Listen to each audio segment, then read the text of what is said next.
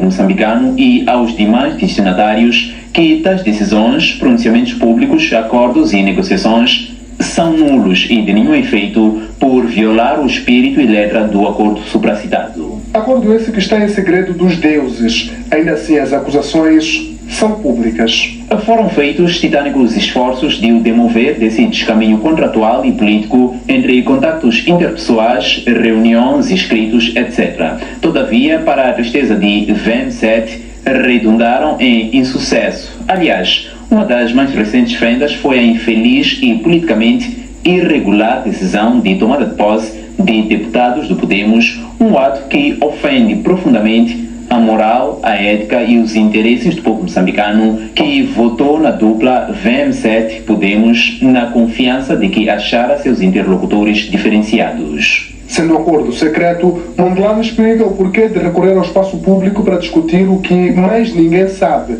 senão os interessados. Porque esgotados todos os meios velados na esperança de que seja um instrumento que finalmente catalisará o ilustre presidente Albino Forquilha a abster-se de praticar atos que, na sua atual condição, por força do acordo político coligatório, o inibem por ilegitimidade.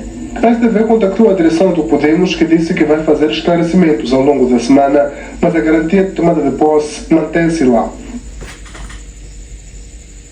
Bom, vamos voltar agora à análise.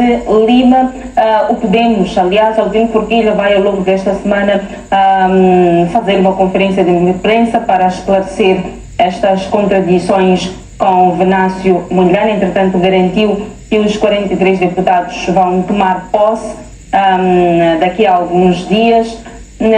Há um aspecto muito importante por se focar em tudo isto, que é o facto de um acordo entre Forquilha e Mondlane não ser público, mas ainda assim as violações foram tornadas públicas. Lima, a sua opinião em relação a esta ocultação do acordo entre Mondlane e Forquilha e, sobretudo, o facto de a tomada de posse dos 43 deputados ser uma das violações e não a violação que colocou a relação entre os dois em causa. Isaura, esta questão do acordo é completamente irrelevante. E é irrelevante porque, por exemplo, se o Podemos fosse declarado o partido vencedor das eleições, tomaria posse ou não tomaria posse? Logo, não me parece que o acordo entre Podemos e Venâncio Mondlane previsse inclusivamente se haveria tomada de posse ou não haveria tomada de posse em caso de fraude eleitoral. Tenho sérias dúvidas se uma tal possibilidade fosse abordada por este acordo. E mais relevante ainda é o seguinte: quando foi feito o acordo entre a CAD e Venâncio Mondlane, a CAD, de facto, era um suporte político de Venâncio Mondlane, no sentido de que as listas elaboradas pelo CAD correspondiam, em grande parte, a listas de apoio a Venâncio Mondlane. E aí sim tem relevância o facto de o grupo parlamentar de Venâncio Mondlane estar ou não estar em sintonia com Venâncio Mondlane. Ora, a situação de Podemos e Venâncio Mondlane é completamente diferente. O Podemos é um suporte político a Venâncio Mondlane.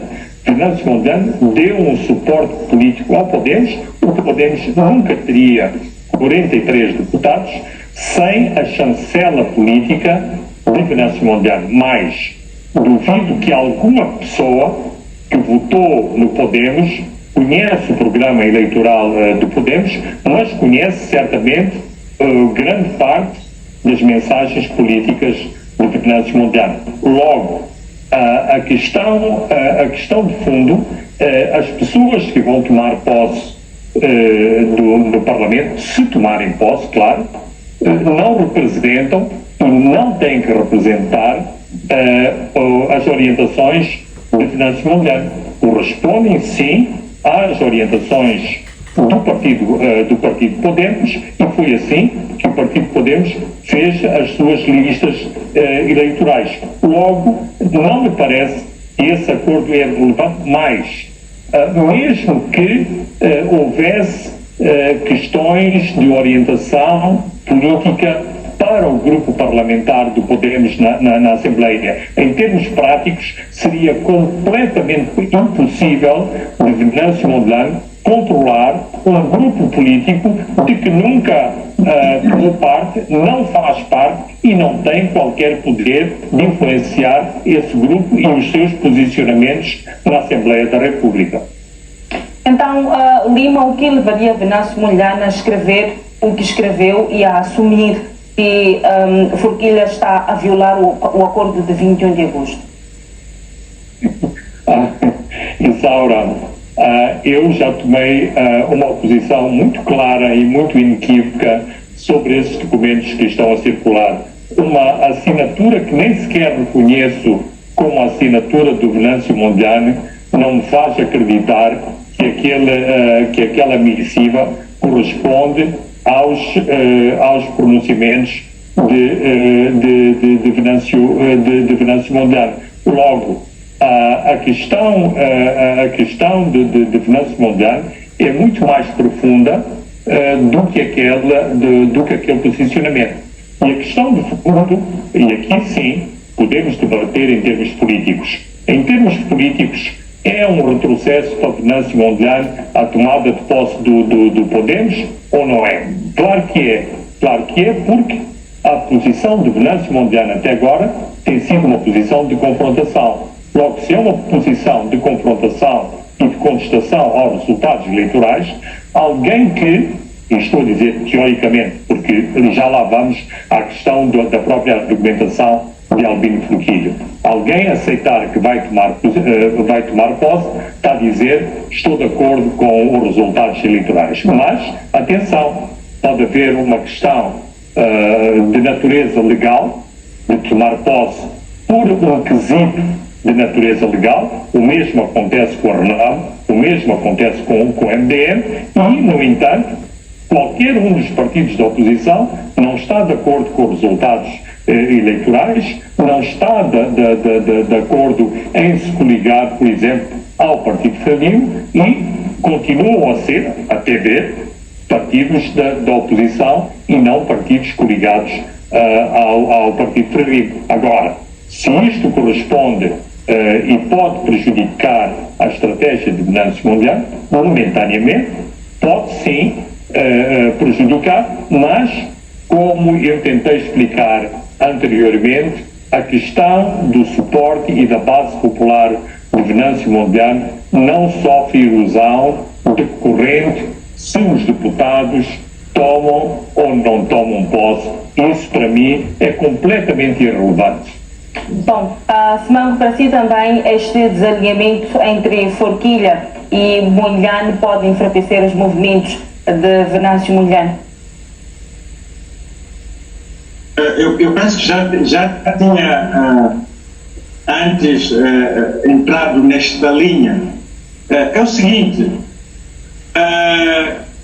a tomada de posse dos deputados Podemos ou de outros partidos com assento parlamentar, ela pode ser vista de dois ângulos. Um ângulo apenas legal, não é? E o outro ângulo ético.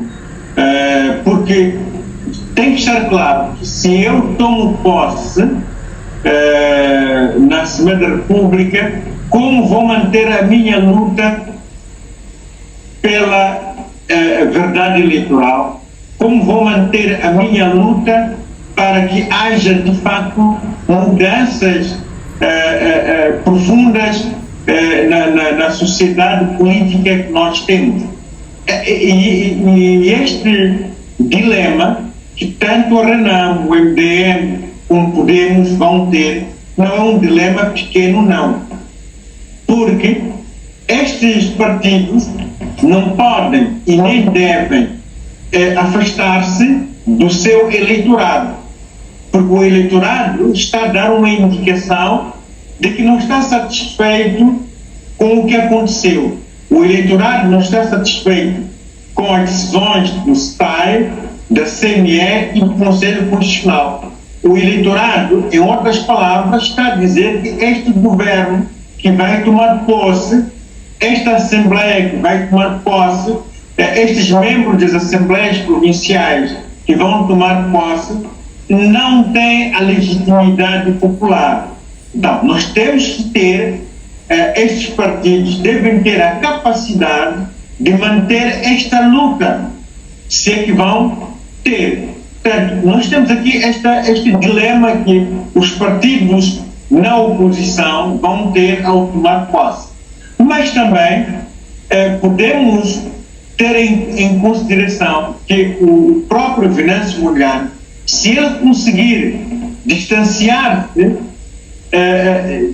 destes partidos que vão tomar posse e manter a chama da luta que ele está a fazer agora, com outros condimentos, conseguir continuar a articular a sua oposição ao regime, o Venâncio Mondlane poderá ter uma maior legitimidade de continuar com a luta e, por que não, ser tido como o único que está, de fato, interessado em que haja mudanças profundas na sociedade moçambicana, que haja mudanças profundas na Constituição e, por que não, na forma de fazer política no país. Portanto, nós vamos ter um dilema, tanto para os partidos políticos na oposição, quanto para o Venâncio Mondlane. Até eu me arriscaria a dizer que a própria Frelimo vai ter também este dilema, porque a Frelimo não pode continuar a fazer política como vinha fazendo antes.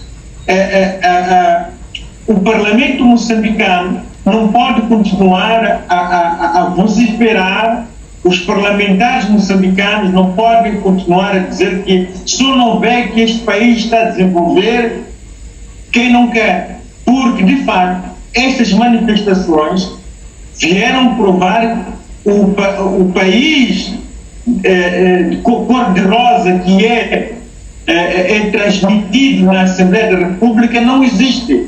Portanto, eu acho que nós não podemos continuar a colocar como o grande problema as desinteligências entre o Podemos e o Venâncio Mondlane, mas, acima de tudo, ver como é que esta luta vai ser continuada. Se os partidos vão tomar posse, têm a capacidade de manter uma luta para a mudança real no país, se terá uma capacidade de lutar contra a partidarização do Estado, contra as desigualdades sociais, ou esta luta estará apenas a ser feita por Venâncio Mondlane. Vai falar sobre estas contradições entre Albino Forquilha e Venâncio Mondlane em relação à tomada de posse dos 43 deputados eleitos.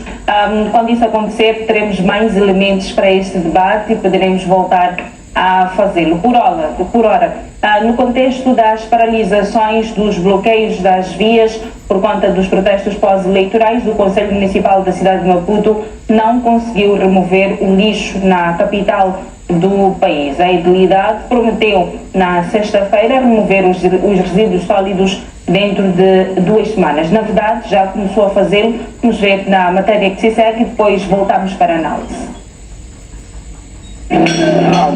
Uma cidade imunda em cada metro quadrado. Que vive ou circula